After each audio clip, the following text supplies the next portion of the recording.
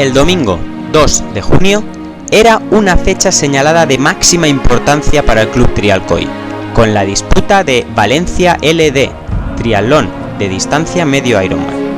Tras meses de duro trabajo y preparación, los 5 trialcoyanos que a las 8 de la mañana tomaron la salida en la dársena interior de la Marina Real Juan Carlos I de Valencia, lograron conquistar la meta horas después, cumpliendo así el sueño de su debut en la media distancia. Manolo Borrell, Jorge Botella, Paco Botella, Amando Miguel y Jorge Tendero vieron cómo los sueños se cumplen cada vez más.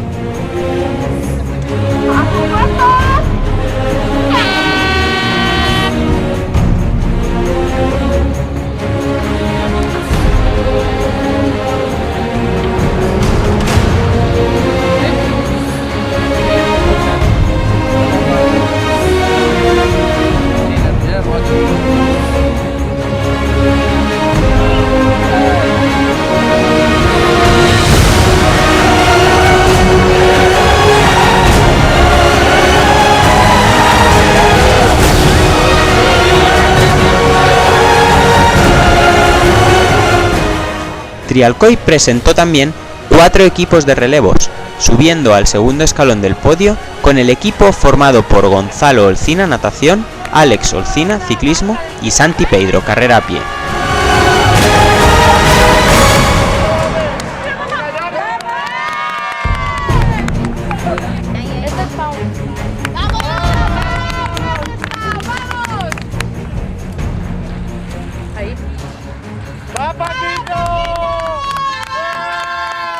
El equipo de chicas con Irene Torres, Mary Rech y Neus Vilaplana quedó en tercera posición de relevos femeninos. La jornada fue una gran fiesta del triatlón, con mucha presencia del equipo Trialcoy en Valencia, tanto por los participantes como por los numerosos acompañantes, familiares y amigos que acudieron a la capital del Turia para animar y empujar al equipo.